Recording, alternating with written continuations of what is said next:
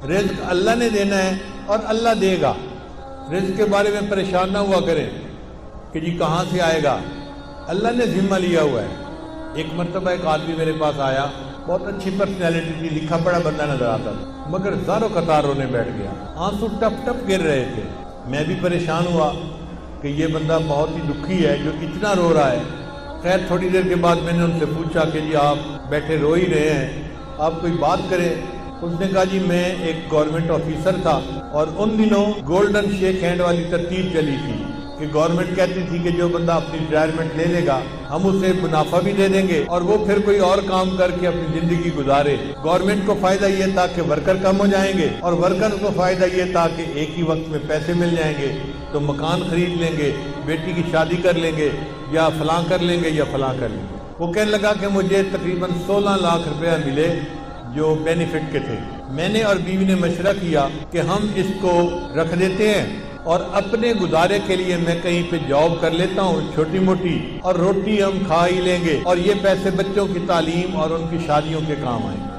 کہنے لگا کہ میرا ایک دوست تھا, میں نے کئی باتوں باتوں میں اس کو بھی بتا بیٹھا کہ مجھے گورنمنٹ سے 16 لاکھ ملے ہیں اور میں نے رکھ دیے ہیں. اب وہ بندہ میرے پیچھے پڑ گیا کہ ایک کاروبار ہے اور بڑا نفع ہے, اس میں بڑا فائدہ ہے, اس میں بڑا فائدہ ہے, اور اگر تم پیسہ لگاؤ تو محنت میں کروں گا اور تمہیں گھر بیٹھے بٹھائے پیسے مل جائیں گے. کہتا ہے کہ مجھے ڈر تھا کہ نہیں, تو میں اس کو نہ کرتا رہا. بالآخر ایک دن میری بیوی نے پوچھا کہ کیا مسئلہ ہے, تم کسی گہری سوچ میں ڈوبے نظر آتے ہو, کیا پریشانی ہے؟ تو میں نے اسے بتا دیا کہ میرا ایک دوست ہے وہ مجھے کاروبار کے لیے کہہ رہا ہے. بیوی نے مشورہ دیا کہ آپ ایسا کریں کہ اس کو 16 لاکھ نہ دیں, اس کو 8 لاکھ دے دیں اور دیکھیں 8 لاکھ کا وہ آپ کو کیا فائدہ دیتا ہے, پتہ چل جائے گا 1 سال میں. تو اگر نقصان ہونا ہوا تو آدھے پیسوں میں ہوگا, پورے پیسوں میں تو نہیں ہوگا نا. کہتا ہے مجھے بات اچھی لگی اور میں نے 8 لاکھ روپے اس بندے کو دے دیا. اس بندے نے کہا تھا جی آپ کو ہر مہینے 25-30 ہزار مل جایا کرے گا. اب ہر مہینے کی پہلی تاریخ کو وہ ہمارے گھر آ کے کیش یا چیک کو دے دیتا.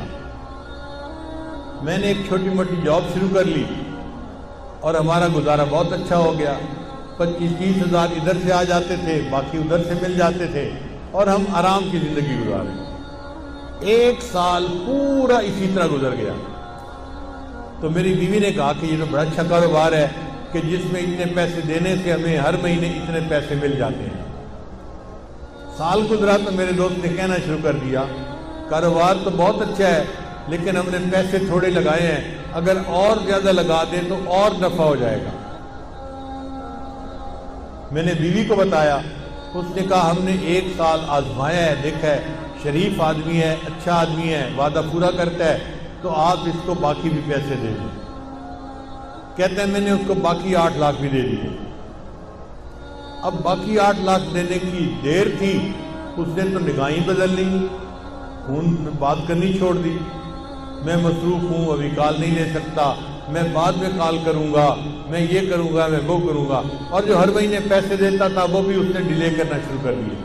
پہلی تاریخ کے پیسے 10 تاریخ کو دیے, پھر دوسرے مہینے اس نے 20 تاریخ کو پیسے دیے, اور تیسرے مہینے مہینہ ختم ہو گیا اور پیسے دیے ہی نہیں. اب میں نے اسے فون کیا, بھئی آپ ہر مہینے پیسے دیتے تھے تو ہمیں گھر میں خرچے میں تنگی ہو رہی ہے, آپ پیسے نہیں دیے اس مہینے. اور جی میں نے آپ سے بات کرنی ہے, میں 2 بندوں کو لا کے آپ سے بات کروں گا. اب بات اس نے کیا کی, اس نے کہا جی کہ مجھے تو کاروبار میں نقصان ہو گیا ہے اور 16 لاکھ کے 16 لاکھ ختم ہو گئے ہیں, تو میرے پاس تو پیسہ ہی نہیں آپ کو دینے کے لیے. اور جو بندے لے کے آیا تھا وہ بھی اسی کے سائز کے تھے, اسی طرح کے, وہ بھی مجھے سمجھانے لگے اور کہنے لگے کاروبار میں لاس بھی ہو جاتا ہے, پروفٹ بھی ہو جاتا ہے. اب آپ نے اگر 1 سال پروفٹ کھایا ہے تو لاس ہو گیا تو لاس کو بھی برداشت کر لو. کہنے لگا میں بڑا پریشان کہ میرے 16 لاکھ روپے ختم ہو گئے. کہتے ہیں اس سے میں مقدمہ تو کر نہیں سکتا تھا, نہ میں لڑ سکتا تھا, وہ لڑائی میں مقدمے میں مجھ سے زیادہ تیز تھا. لیکن مجھے گلٹ تھا اندر ایک میرے صدمہ تھا کہ یہ میرے بچوں کے لیے پیسے تھے, میں اس کو محفوظ رکھتا تو بچوں کی پڑھائی میں کام آتے, بچوں کی شادیوں میں کام آتے، میں نے بچوں کے پیسوں کو ضائع کر دیا، لہذا میں نے خود یہ غلطی کی۔ کہنے لگا کہ اب میرے اندر اتنا گلٹ ہے کہ بس ہر وقت آنسو بہتے رہتے ہیں اور مجھے سمجھ نہیں آتی کہ میں کیا کروں۔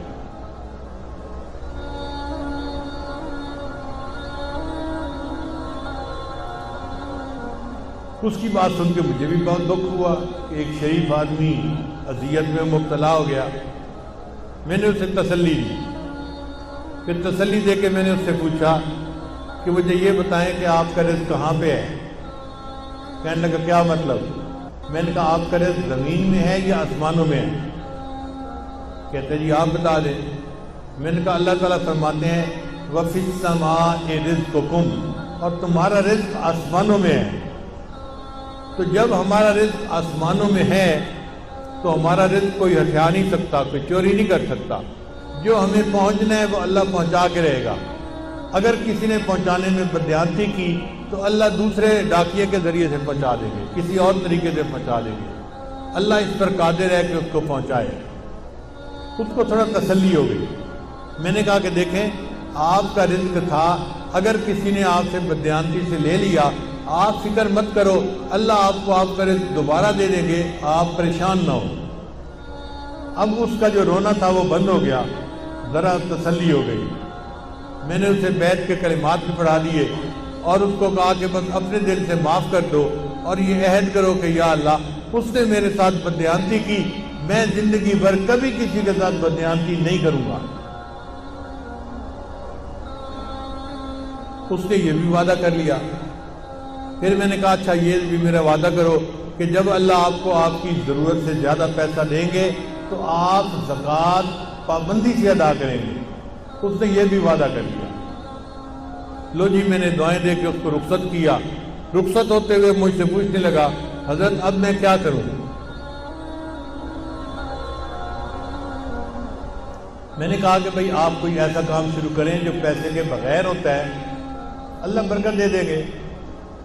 تو ہنس پڑا، حضرت پیسے کے بغیر تو کام کوئی نہیں ہوتا۔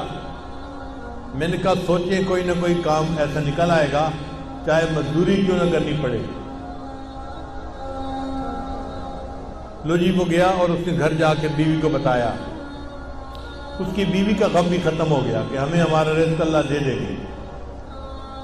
پھر بیوی نے اس کو مشورہ دیا، ہم دیہات میں رہتے ہیں اور یہاں جو کسان ہوتے ہیں نا یہ کھاد خریدتے ہیں شہر سے، اور ان پڑھ ہونے کی وجہ سے ان کو پتہ ہی نہیں چلتا کہ یہ کھاد کون سی ہے اور کون سی نہیں ہے۔ تو آپ اگر شہر کی کسی کمپنی سے کھاد کی بوریاں کریڈٹ پہ لے کر آئیں اور ان دیہاتیوں کو یہاں بیچ دیں پروفٹ رکھ کے، تو پھر پیسے آپ واپس کر دینا اور کچھ آپ کو نفع مل جائے گا۔ لو جی یہ بندہ کھاد کی کمپنی کے پاس گیا ملتان میں، ان سے بات کی کہ مجھے جی آپ 10 بوریاں دے دیں کریڈٹ پہ، میں آپ کو پیسے مہینے کے اندر واپس کر دوں گا۔ وہ کہے جی ہم تو آپ کو نہیں جانتے، ہم آپ کو کیسے دے دیں؟ یہ کہے جی میرے کاغذات دیکھو، میں اتنا آفیسر تھا گورنمنٹ کے اندر، یہ بھی مجھے جانتا ہے، یہ بھی جانتا ہے، یہ بھی جانتا ہے۔ وہ کہیں کہ بھئی ہمیں تو شکل صورت سے بھی نظر آتا ہے کہ تم آفیسر رینک کے پڑھے لکھے بندے ہو، لیکن ہم بغیر پیسے کے کیسے اپنا مال دے دیں؟ ہم نہیں دے سکتے۔ اب یہ بیچارہ روز جائے اور روز ان کی منت سماجت کرے کہ آپ لوگ میرا کام شروع کروا دیں۔ جو مینیجر تھا نا وہاں کا وہ ذرا رحم دل بندہ تھا، اس کو رحم آ گیا۔ ایک دن وہ کہنے لگا دفتر والوں کو کہ بھائی اس کو 10 بوری کریڈٹ دے دو اور گارنٹی میری ڈال دو، اگر اس نے پیسے نہ بھی دیے تو 10 بوری کے پیسے میں ادا کر دوں گا کہ چلو مجھ سے غلطی ہوئی، لیکن اب اس بندے کو 10 بوری دے دو۔ اس بندے کو یہ 10 بوری مل گئی، یہ لے آیا، اس نے آ کے کسانوں کو بیچی، ہر بوری پہ 50-50 روپیہ اس نے نفع رکھ لیا، تو 10 بوری کا اس کو اچھا بھلا فائدہ ہو گیا۔